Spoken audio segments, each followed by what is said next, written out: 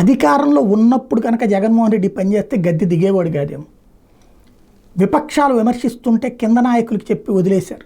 అలా కాకుండా స్వయంగా తనే ప్రెస్ కాన్ఫరెన్స్లు పెట్టి ఎప్పటికప్పుడు ఖండిస్తే, స్వయంగా తనే ఆ ట్వీట్లకి సమాధానం చెప్తే, స్వయంగా తనే తన కార్యకర్తలతో కలిసి పోరాటం లీడ్ చేసి ఉంటే ఇవాళ అధికారం వేరే వాళ్ళకి వచ్చుండేది కాదు. అబద్ధాన్ని తిప్పికొట్టడం అనేటటువంటిది లేదా దుష్ప్రచారాన్ని తిప్పికొట్టడం అనేది పట్టించుకోవాలి.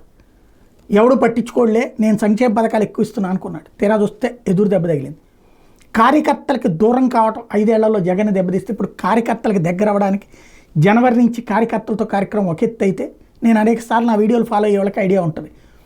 రెగ్యులర్గా పంచాయతీలకు కమిటీలు వేసుకోవాలి, ఈ పంచాయతీలు వారం వారం భేటీ అవ్వాలా, అలాగే మండల కమిటీలు వేసుకోవాలి, నెలకు ఒకసారి మండలాల వాళ్ళు భేటీ అవ్వాలా, 15 రోజులకు ఒకసారి. అట్లాగా వీళ్ళు ఆ తర్వాతన జిల్లాకు పెట్టుకోవాలి. ఈ జిల్లాల వాళ్ళతో జగన్మోహన్ రెడ్డి నెలకోసారి మీటింగ్ పెట్టాలి. అప్పుడు అక్కడ ఉపన్యాసం ఇవ్వాలి ఈ జరుగుతున్న అంశాల మీద.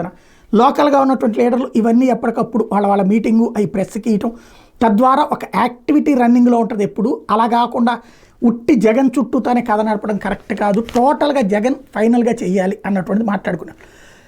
జగన్ ఇప్పుడైతే తరచూ ప్రజాప్రతినిధులు వాళ్ళతో మీటింగులు, స్థానిక జిల్లాల వారీగా మీటింగులని, లేకపోతే ఎమ్మెల్యేల మీటింగులని, మాజీ మంత్రుల మీటింగులని, ఇట్లాంటి వాటితో పాటుగా ఇప్పుడు కార్యకర్తల దగ్గరికి వెళ్ళే కార్యక్రమంతో పాటుగా ప్రతి నెలకొకసారి ఈ పార్టీలకు సంబంధించి జిల్లా అధ్యక్షులు వీళ్ళతో మీటింగులు, ఒక స్థిరమైనటువంటి ప్రణాళిక దిశగా అడుగులు వేస్తున్నాడు. అంటే ఇంతవరకు దేన్నైతే పక్కన పెట్టి తన పార్టీకి తనే ఆల్టర్నేటివ్ అయ్యాడు.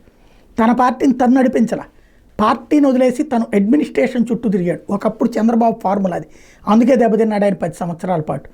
ఏదైతే జరిగినటువంటి ఫెయిల్యూర్ని సరి చేసుకునే దిశగా అడుగులు వేసుకొస్తున్నారు. ఇప్పుడు కార్యకర్తలతో నాయకులతో మమేకం అవడం ప్రారంభించారు.